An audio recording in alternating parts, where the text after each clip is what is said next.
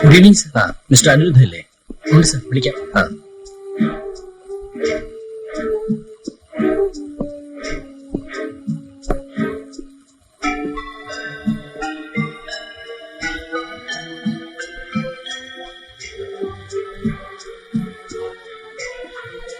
Good evening sir.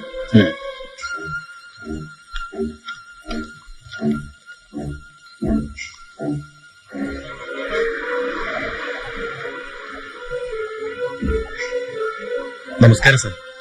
ഒരു phone ചെയ്തിരുന്നെങ്കിൽ ഞാനങ്ങോട്ട് സ്റ്റേഷനിലേക്ക് വരുമായിരുന്നല്ലോ. സാറിന് കുടിക്കാൻ എന്തെങ്കിലും? വേണ്ട, എനിക്ക് ചില കാര്യങ്ങൾ അറിയാനുണ്ട്. മനസ്സിലായി സാർ, ചോദിക്കാം. ആ വീട് ഞാൻ വാടകയ്ക്ക് എടുത്തിട്ടിരിക്കുന്നതാ. അപ്പോൾ ഹോട്ടൽ ബിസിനസ് മാത്രമല്ല, പെണ്ണുങ്ങളുടെ ട്രാഫിക്കിംഗ് ഉണ്ടല്ലേ? ഇല്ല സർ, ഇതൊരു തെറ്റുപറ്റിയതാണ്. എവിടുത്തുകാരിയായിരുന്നു ഇവൾ? അതറിഞ്ഞൂടാ. കൊല്ലത്ത് നിന്നുമാണ് ഇവിടെ വന്നത്. എങ്ങനെ? സാറിനോട് പറയണ്ടല്ലോ, ഹോട്ടൽ ബിസിനസ് നടത്തിക്കൊണ്ടുപോകാൻ അല്ലറ ചില്ലറ. എന്റെ അന്നുണ്ടായിരുന്ന മാനേജർ 3-4 പെണ്ണുങ്ങളോടെ കൊണ്ടുവന്നു. ആ കൂട്ടത്തിൽ വന്നതാ. ആ മാനേജർ ഇപ്പോഴും ഇവിടില്ലേ? ഇല്ല, അയാൾ കഴിഞ്ഞ മാസം ഗൾഫിൽ ജോലി കിട്ടിപ്പോയി. പേര്? ആന്റണി. എന്നാണ് ഇവൾ ഇവിടെ ആദ്യം എത്തുന്നത്? കഴിഞ്ഞ ഒക്ടോബറിലാണ്. ഇവിടെ വന്നത് മുതൽ ഇവൾ നിങ്ങളുടെ കസ്റ്റഡിയിലായിരുന്നു അല്ലേ? കസ്റ്റഡിയിൽ എന്ന് പറഞ്ഞാൽ? തന്റെ മേൽനോട്ടത്തിലല്ലേ ഇവൾ ബിസിനസ് നടത്തിയിരുന്നതെന്ന്? അവളുടെ വരുമാനത്തിന് ഒരു പങ്ക് താനും പറ്റിയിരുന്നോ? സാറിന് അത്ര ചീപ്പായി കരുതരുത്. അങ്ങനെ ആയിരുന്നില്ല കാര്യങ്ങൾ. ആദ്യം അവൾ ഈ ഹോട്ടലിൽ തന്നെ താമസിച്ചിരുന്നത്. പിന്നീട് ആ വീട് വാടകയ്ക്കെടുത്ത് അങ്ങോട്ട് മാറിയത്. സർ, ഇതൊക്കെ എന്റെ മാനേജർമാരൊക്കെ ചെയ്യുന്നത്. നേരിട്ട് എനിക്ക് ബന്ധമില്ല. പിന്നെ ബിസിനസ് അല്ലേ എന്ന് വിചാരിച്ച് ഞാൻ കണ്ണടയ്ക്കും, അത്രേ ഉള്ളൂ. ഈ വീട്ടിൽ നിങ്ങൾ പോകാറുണ്ടായിരുന്നില്ല? ഇല്ല സർ. അവരെ കാണാറുണ്ടായിരുന്നില്ല? ചില ദിവസങ്ങളിൽ ഇവിടെ വരുമ്പോൾ കാണാറുണ്ടായിരുന്നു. ഈ ഹോട്ടലിലല്ലാതെ മറ്റുള്ള ഹോട്ടലുകളിലും ഇവർ പോകാറുണ്ടായിരുന്നു എന്നാണ് എനിക്ക് കിട്ടിയിട്ടുള്ള അറിവ്. നിങ്ങൾക്കതിൽ എതിർപ്പൊന്നുമില്ലായിരുന്നു? ഞാൻ എന്തിനു എതിർക്കണം? അവരെവിടെ പോകണമെന്നൊന്നും ഞാൻ അന്വേഷിക്കാറില്ലായിരുന്നു. എന്റെ ഹോട്ടൽ കാരണമാണ് അവരോട് വന്നതെന്നും ഞാൻ എടുത്തു കൊടുത്ത വീട്ടിലാണ് അവർ താമസിച്ചിരുന്നതെന്നുള്ളതും സത്യം തന്നെ. ഈ വീടിന്റെ വാടക അവർ തന്നെയാണ് കൊടുത്തത്? അതെ സർ. അവർക്ക് നല്ല വരുമാനം ഉണ്ടായിരുന്നിരിക്കണം. തീർച്ചയായും. അത്രയും സൗന്ദര്യമുള്ള ഒരു സ്ത്രീ ഈ തൊഴിലിൽ ഏർപ്പെടുമ്പോൾ ഊഹിക്കാവുന്നതല്ലേ ഉള്ളൂ സർ. അപ്പോ അവർക്ക് നല്ലൊരു സമ്പാദ്യം ഉണ്ടായിരുന്നിരിക്കണം. അതെനിക്ക് അറിഞ്ഞൂടാ സർ. ഇവരെ ഇവിടെ കൊണ്ടുവന്നു എന്ന് പറയുന്ന നിങ്ങളുടെ പഴയ മാനേജർ ഇവരുടെ മുൻകാലത്തെ പറ്റിയൊന്നും നിങ്ങളോട് പറഞ്ഞിട്ടില്ലേ? അയാൾക്കും അങ്ങനെ കൂടുതലായി അറിയാമായിരുന്നു എന്ന് തോന്നുന്നില്ല.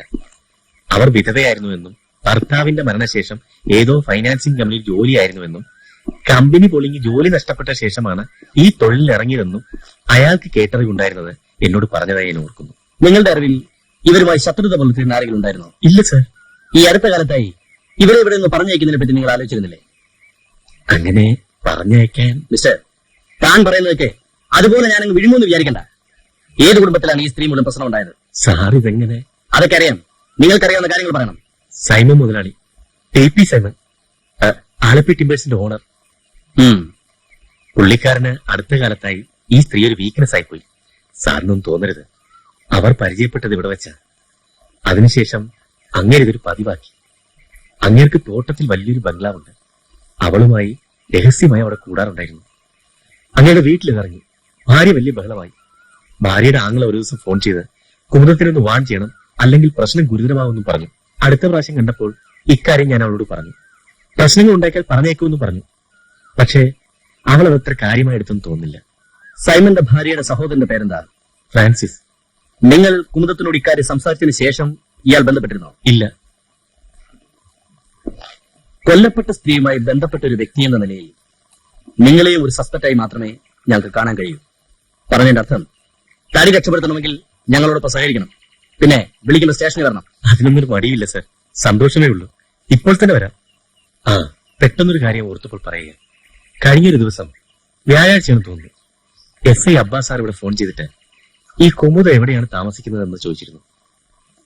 അതെന്തിനായിരുന്നെന്ന് എനിക്കറിയില്ല സർ.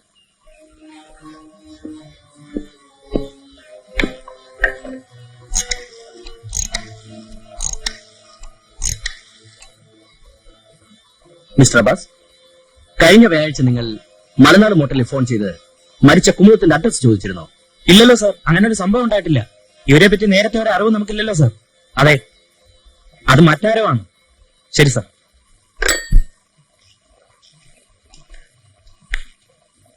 ആരും ഇല്ല ഇവിടെ? ആരും ഇല്ല ഇവിടെ? ആര്? അല്പ അകലെന്ന് വരിക. ഇവിടെ ആണുങ്ങളാരും ഇല്ലേ? ഉണ്ട്, എന്റെ കെട്ടിയാനുണ്ട്, ഉറങ്ങുക. എന്താ കെട്ടിയവന്റെ പേര്? കുട്ടപ്പനെന്നാ. കുട്ടപ്പൻ. അവൾക്ക് വിളിക്ക. ആ,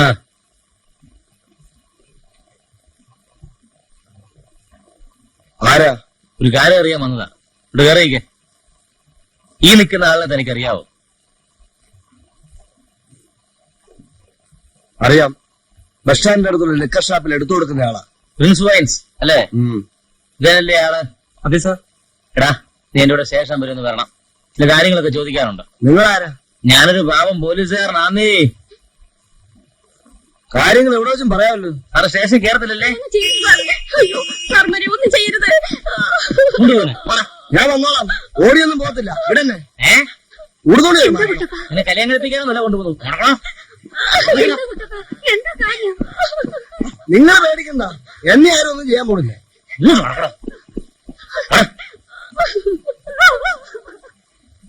രാത്രി 9 മണിക്ക് 9:30 മണിക്ക് ഇടയ്ക്കാണ് മരിച്ചിരിക്കുന്നത്. നെറ്റിയിൽ വലതുഭാഗത്ത് മുകളിലായൊരു മുറിവുണ്ട്. അത്ര ആഴമുള്ളല്ല അത്. നല്ല ശക്തിയിൽ തറയിലോ ഭിത്തിയിലോ വന്ന് ഇടിച്ച പോലെയുണ്ട്. അതിൽ നിന്നും ബ്ലീഡിംഗ് ഉണ്ടായിട്ടുണ്ടെങ്കിലും മരിക്കാൻ തക്ക പോലെ രക്തം നഷ്ടപ്പെട്ടിട്ടില്ല. ശ്വാസം മുട്ടിച്ച് കൊല്ലാൻ ശ്രമിച്ചതുപോലെ കഴുത്തിന് ചുറ്റും പാടുകളുണ്ട്. But it remains only an attempt. യഥാർത്ഥ മരണകാരണം പോയിസണിംഗ് ആണ്. ആമാശയത്തിലൂടെയാണ് അത് രക്തത്തിൽ വ്യാപിച്ചിരിക്കുന്നത്. പൊട്ടാസ്യം സൈനൈഡ് പൗഡർ ഫോമിലാണ് ഉള്ളിൽ ചെന്നിരിക്കുന്നത്. And it was a speedy death. Strangely, നെറ്റിയിൽ ഏർപ്പെട്ടിരിക്കുന്ന ആഘാതവും കഴുത്ത് ഞെരിച്ച് ശ്വാസം മുട്ടിച്ചിരിക്കുന്നതും പോയിസൺ വയറ്റിലെത്തിയിരിക്കുന്നതുമെല്ലാം ഏതാണ്ട് ഒരേ സമയത്ത് തന്നെയാണ്. സേവത്തിന്റെ സ്പാൻ ഓഫ് 2 or 3 minutes. ആ സ്ഥിതിക്ക് കൾപ്രിറ്റ്സ് ഒന്നിലധികം പേർ ഉണ്ടായിരിക്കാൻ സാധ്യതയുണ്ടല്ലോ ഡോക്ടർ. ആ ഊഹം തെറ്റണമെന്നില്ല. ഒരാൾ തള്ളി താഴെയിട്ട് കഴുത്തിലൂടെ ചവർത്തുന്നു. അവരൻ വിഷം വായിൽ തൂകുന്നു. Possible. And their motive? Sex is ruled out. No evidence for rape or molestation. പ്രധാനമായും these are my findings. Yes mister Nainan. ബെഡ്റൂമിൽ തറയിൽ വീണ് കിടന്നിരുന്ന കുപ്പിയിലുണ്ടായിരുന്ന പോയിസണസ് കെമിക്കൽ തന്നെയാണ് വിക്ടിമിന്റെ ആമാശയത്തിലും ഉള്ളത്. അനാലിസിസ് കാണിക്കുന്നത് 2 or 3 വർഷമായി ഇത് ഈ ബോട്ടിലിൽ തന്നെ ഉള്ളതായിട്ടാണ്. അതിന്റെ അർത്ഥം കുറെ നാളുകളായി ഇത് വാങ്ങി സൂക്ഷിച്ചിരിക്കുന്നു എന്നാവാം. വിക്ടിമിന്റെ തലക്കേറ്റിരിക്കുന്ന മുറിവ് ഡൈനിങ് ഹാളിൽ നിന്നും അടുക്കളയിലേക്ക് കടക്കുന്ന വാതിലിനടുത്ത് ഉന്തി നിൽക്കുന്ന ഭിത്തിയിൽ തട്ടി ഉണ്ടായതാണെന്ന് ഊഹിക്കാം. അവിടെ ഒരു സ്ഥലത്ത് നേരിയ രക്തക്കറ കാണുന്നുണ്ട്. ഡൈനിങ് ടേബിളിന് മുമ്പിൽ നല്ലൊരു സ്ട്രഗിൾ നടന്നതിന്റെ എല്ലാ ലക്ഷണങ്ങളും ഉണ്ട് സാർ. And the alcohol? അത് ബ്രാൻഡ് നെയിം സൂചിപ്പിക്കുന്ന വിസ്കി തന്നെയാണ്. അതിലും അത് ഒഴിച്ചു കുടിച്ചിട്ടുള്ള ഗ്ലാസുകളിലും വിഷാംശമൊന്നുമില്ല. മേശപ്പുറത്തുണ്ടായിരുന്ന ഭക്ഷണം തുറന്നിട്ട് പോലുമില്ലായിരുന്നു. മദ്യം കുടിക്കാൻ 2 ഗ്ലാസുകൾ ഉപയോഗിച്ചിട്ടുണ്ട്. ഒന്ന് പൊട്ടി തറയിൽ കിടന്നിരുന്നത്, മറ്റേത് ടീപ്പോയിൽ ഇരുന്നിരുന്നത്.